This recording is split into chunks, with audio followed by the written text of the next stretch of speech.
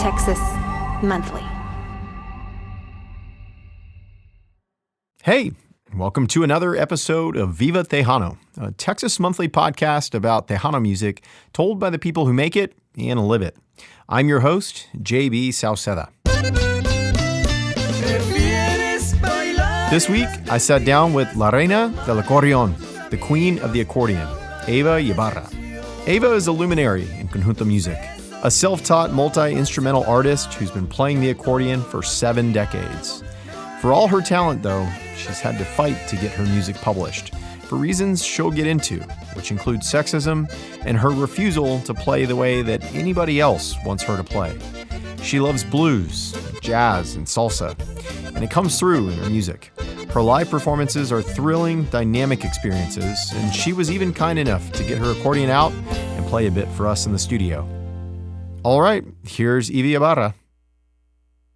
Growing up in Houston, you know, I'm 39, and when I was growing up, it felt like Tejano stations were everywhere, and the music was all over the place.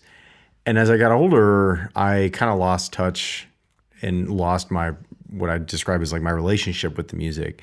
But it's come back, but it's taken some work in part because it's not on the radio as much. No. At least outside of, San Antonio, in my opinion. But Tejano music I love it. But I think people are more interested in Conjunto. Brass, they love it. I know there's a lot of people that love. I don't want to put down the Tejanos. No, I love the Tejanos. They're good. But the sound of the accordion, they make a lot of difference. It's not better than the brass, but it's happier to dance, for people to dance. And so you feel, because this is a question I've been asking a lot of different people, is like, how do you, when I say Tejano, I kind of think of it as like an umbrella term, but it's not really, because for you, are you kind of referring to it as almost like more the orchestra sound? Yeah, because the Tejano, they have a keyboards, 2 or 3, and then they have brass, sometimes the trumpet, 2 sax, altos or tenor, and they sound beautiful.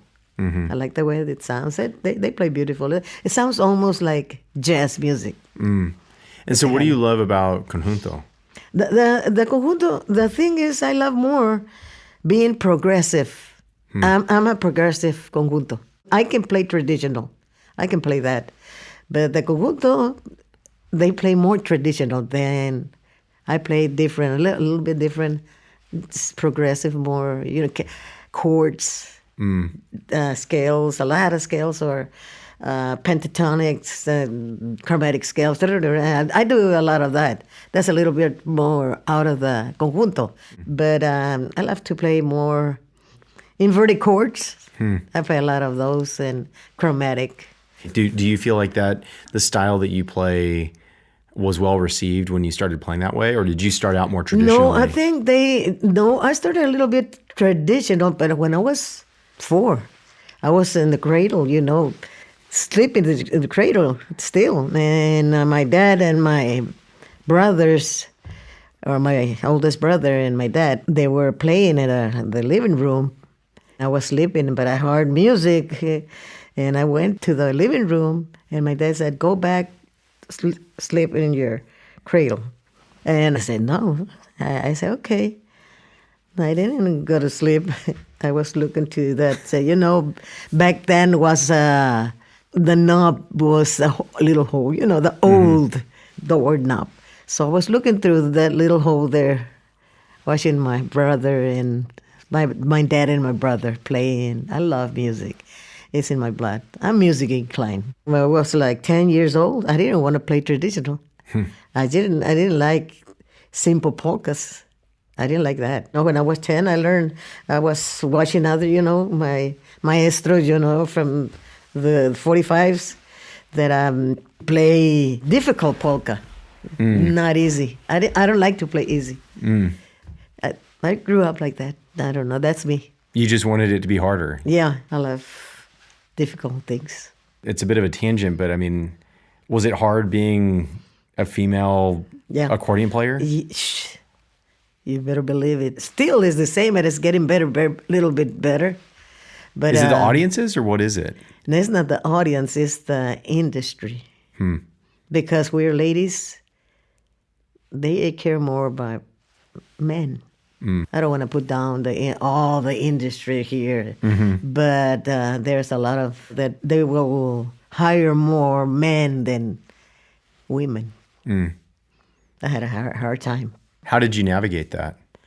Oh, well, the help of my parents, my dad, he said, don't give up, daughter. You're going to be... Sometimes I cried because my dad said, I want you to be, with the people, connect with the people, not be afraid to play. And I was very little, and he took me and he asked the arranger, it was a Tejano, like a Tejano brass, but they could accompany me playing the accordion. And my dad said, can you let my daughter play the accordion, one song? He said, no, because we have all the arrangements. And I cried. I said, my dad, they don't want me to play. Don't ask them anymore. My dad said, no, don't give up, daughter. One of these days, you're going to be the queen of the accordion, la reina del acordeón. And you know what, daughter? That's your key. Because my mom didn't want me to play the accordion. Oh, so your mom didn't even really want you playing? No, sir. Was she fearful that this would happen? Well, this is what she told me, but I don't know if she meant that. You're going to hurt your lungs. You're going to hurt your... But I don't know if my mom thought it was a man's instrument. But I say, my mom said, I'm going to take you for piano lessons, Eva, and I don't want you to play the accordion. Not anymore. So I said, Mom. And she told me, I want you to learn the right way to play the music, not just play it here. Just read it and you play the right way. And my dad, secretly, he told me, come here, Eva. You know what? The piano is beautiful, but you're not going to make money with that. The accordion is your key. So when I play, I record sometimes the piano together or by itself. I combine it with the accordion. I remember my mom. Then when I play the accordion, I remember my dad. So I love both. I play the guitar also, and I play bajo sexto, and I play guitarrón, the mariachi, the big one, and piano, and I play the drums. I play a lot of instruments, here and there. I love my music. I love my instruments. They're my children. But why do you go back to the accordion? Like, you watch someone play this instrument and you're constantly filling the bellows. I mean, it is a lot of work to play, right? Yeah, the accordion, performing, and the drums, we are the one that sweat more. The accordion, because I pushing and pulling, and I sweat a lot. When I had my group, when I started, I was a teenager and I had my group. And how old were you? Like, I was 14, 15. Oh, wow. I was teenager, and I appreciate my parents supporting me. They took me everywhere. We play around Texas a lot. How were you, kind of being picked for shows? Was it a novelty that you were this 14-year-old that was playing, or were your parents like actively just... My dad, he was my manager. So we play all over Texas. Yeah, here and there.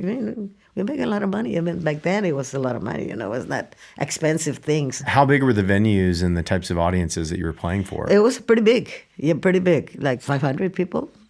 Was there a specific moment that you felt like you knew that this was how you were going to be able to make a living? Yeah. We were performing at Conjunto Festival back 1996, 94. And Kathy Reglan saw me playing, and Mike Stone from Austin. And Kathy's from here, but she moved to Austin. And she said, what's your name? And they said, Ybarra. Okay. So I want your phone number. I gave her. And she's a lady. She helped me a lot. And Mike Stone too, but more Kathy. Yeah. She got me to record with Rounder Records, International. She took me to New York to visiting artists, to teaching there. And I teach a lot of, conjunto. We make a conjunto, but there was no Tejanos, no Mexicans. Yeah, and then I started recording with several companies, But I had a hard time because I was taking my material to studios. I was taking. And they said, just leave it here and we'll call you. Never call me. Never call me. Did you just make more money touring and playing kind of on the road? Yeah, we make money. Yeah, touring, yes, a lot more out of town, not here. They don't want to pay here. Well, some big companies, they pay. Yeah, the Tejanos, yeah. But the Conjunto, they don't pay as much as Tejano, big. How much of that do you think is a function of you were doing something different? Was it because you were doing the more kind of progressive conjunto, or is that just conjunto in general? Yeah, because some people, they don't like progressive music. How do you feel like that has changed over time? Like, do you feel that the music has become more accepting of that kind of progressive sound, or do you think it's still very traditional in that way? It's more, I think they like more traditional. Mm-hmm. It's almost returned to being more. Because I've heard people that, hey, you play, hey, nobody, your style, nobody can copy your style. Sometimes when I play difficult things, and only you can play it. I don't know if they can't play it, they can copy me, or is it because they don't like it? Mm-hmm. Do you think you played a role in helping the music become, or the genre become more accepting of women in this kind of style? Bit more, yeah, a little bit more than before. Because seeing, I'm going to say that I'm not embarrassed to say that I played in bars. But I didn't drink, I didn't smoke, I didn't do drugs, clubs. Was it just not acceptable for women to play in a bar? Well, people talk bad. A friend of mine one time told me, let me tell you something, Eva. He said, how come there are some guys they hate you? What? Who? I said, did I did something wrong to them? I don't remember. I did nothing wrong to them. But they hate me. Some guys, I don't know. People talk bad. They just prefer that men. You play, men play there. They're men. They wanted more men. See if it's ugly, a lady, a young lady playing in bars. So, but I had to because I wanted to make a little bit money, and I'm proud of playing there because I was strong. Mm-hmm. I never give up. How have the dynamics changed? Like, do you think that are there more women playing the accordion and playing? Oh, nowadays, yes. Young, and they play good. I can see myself in them when I was young. Yeah. They're capable for men, the same thing. What influenced you to play that progressive style? Or were you listening to other genres of Latin music? Yeah. I listen to Aldo Lizardi. He plays chromatic. That's the one I like. That's me. Do you want to show me an example on the accordion of what you mean when you talk about kind of progressive style of playing? Yeah. And here I'm gonna play traditional. That the people that love it, I think some people love progressive. I won't say not all of them, but there's more that like traditional music and they dance more. Yeah, so say.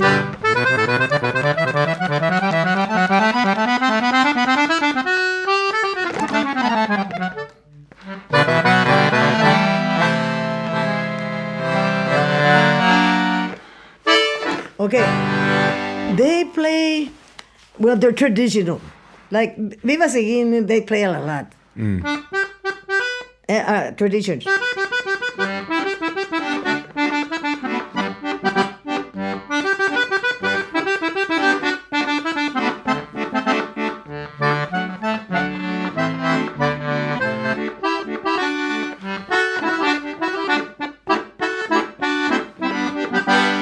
That's traditional.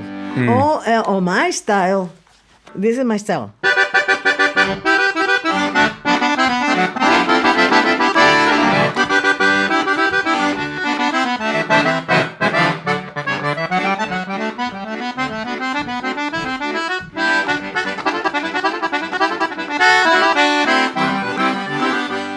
That's my style.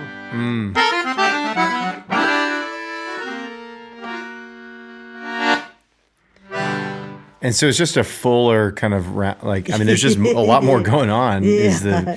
And that's why people love it like this.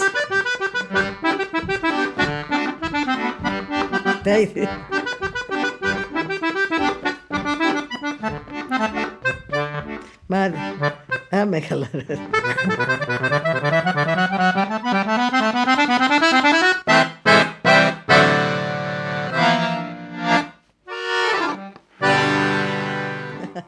And do you teach other people to play? Yeah, I teach them, but the traditional. Oh, really? Sometimes they wanted. I say, well, you want to play like.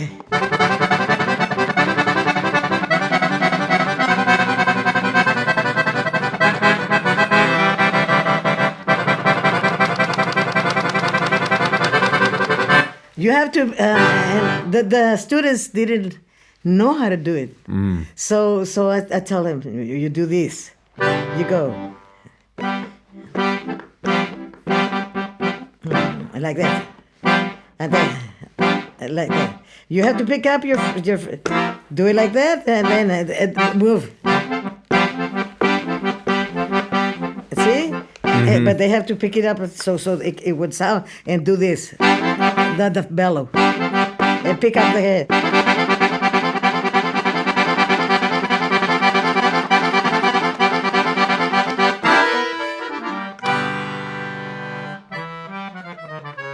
So I did this a little bit.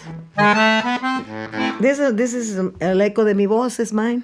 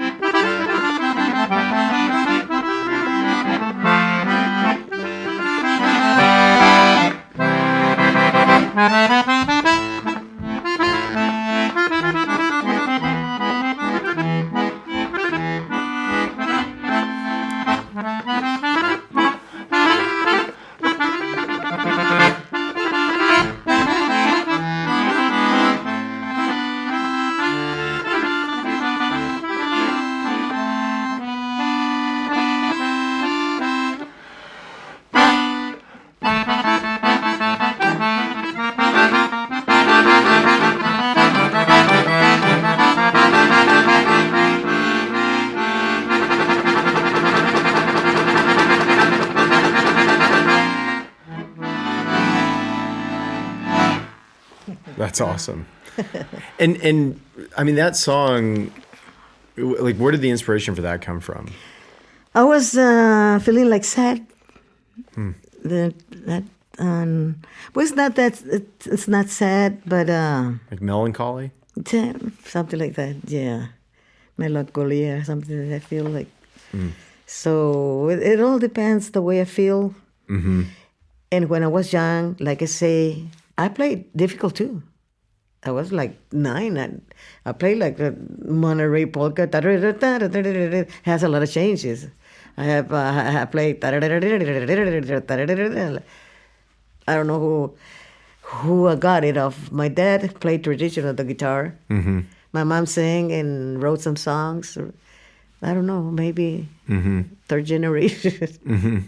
Because I have a lot of my great people or parents, whatever. All of them. One of them played the violin. The other one played the saxophone and the guitar. But in your house, you know, I mean, there was a lot of support for you playing this type of music. Obviously, your dad was very, very supportive of it. Do you feel like you breaking the gender norm had anything to do with you not being asked to be on Johnny Canales? Because he had female performers. I know. That's what I was a little bit upset. Because maybe I didn't have that much name before. Or I don't know what. It makes me upset that I never went to that. He never called me. Did you like the show? I did. I saw it all the time. I watched it. And all the groups, I said, why come he never called me?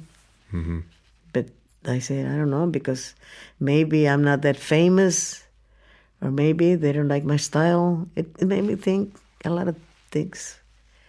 I still feel bad because he never called me. But I appreciate his music, the way he talked. Yeah, he was a good DJ. Yeah. It was a staple in our house. I mean, it was every Sunday morning. Yeah, me too. I saw him. Yeah. Yeah. Johnny Canales, take it away. Yeah. Do you think that his show, really did accurately cover everything? Do you think did it miss parts of the music? Did it miss anything? I don't think so, Conjunto. He did very good. I don't think. He missed me, but the other Conjuntos, they were there. So I feel proud of that. He did good. Yeah.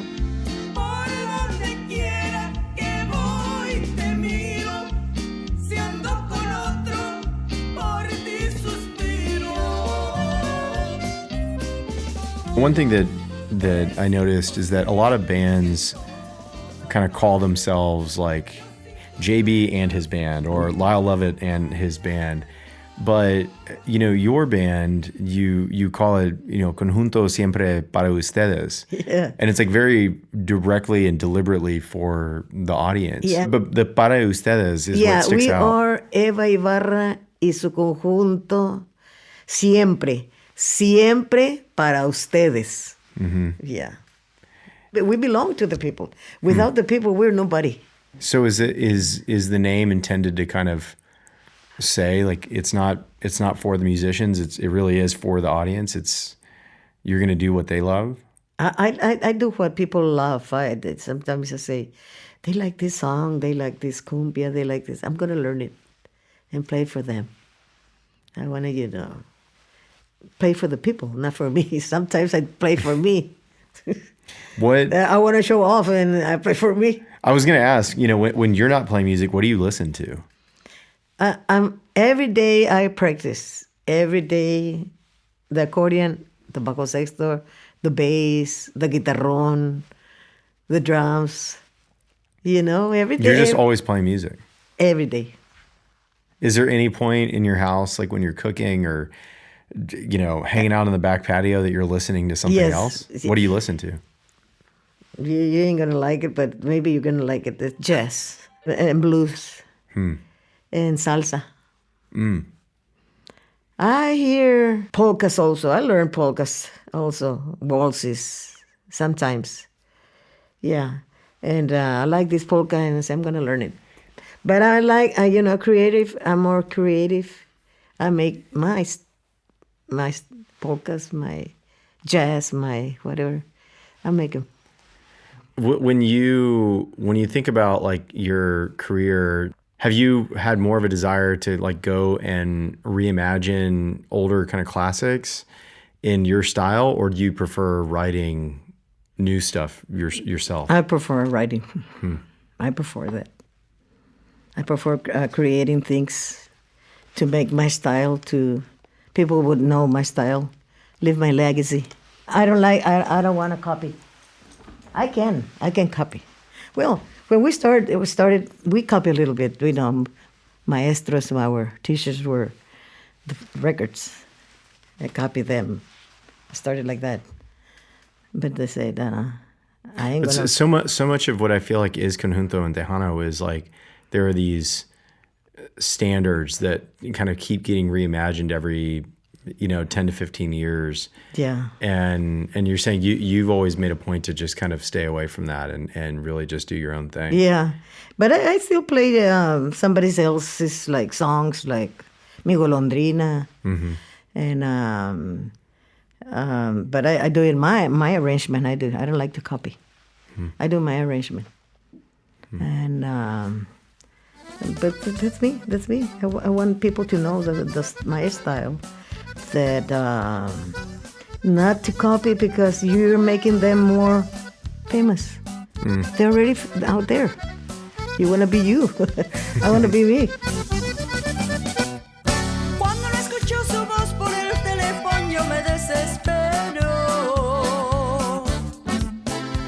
All right, that was my conversation with Eva Ybarra. Thanks so much to Eva for joining me in the studio. Thanks to Harder Music in San Antonio for the recording, and thanks to all of y'all for listening. I'll be back next week with an interview with the Conjunto Music Hall of Famer, Max Baca, who will talk about replacing his idol in the Tejano supergroup, the Texas Tornadoes, and who'll share an origin story of Conjunto music you might not have heard. Viva Tejano is a Texas monthly podcast hosted by me, JB Salceda. Our executive producer is Megan Kripe. The show is produced by Ella Kapakin and Patrick Michaels and produced and engineered by Brian Scandifer. Additional production by Aisling Ayers. Consulting producer is Adrian Arredondo. A huge thanks to our partners, Mirna Perez and Adrian Arredondo, for access to the Johnny Canales Show archives. Keep an eye out for the upcoming documentary, Take It Away, which chronicles the rise and fall of Tejano Hollywood. Artwork is by Jen Hare Tompkins and Victoria Milner. Thank you all for listening. Adios.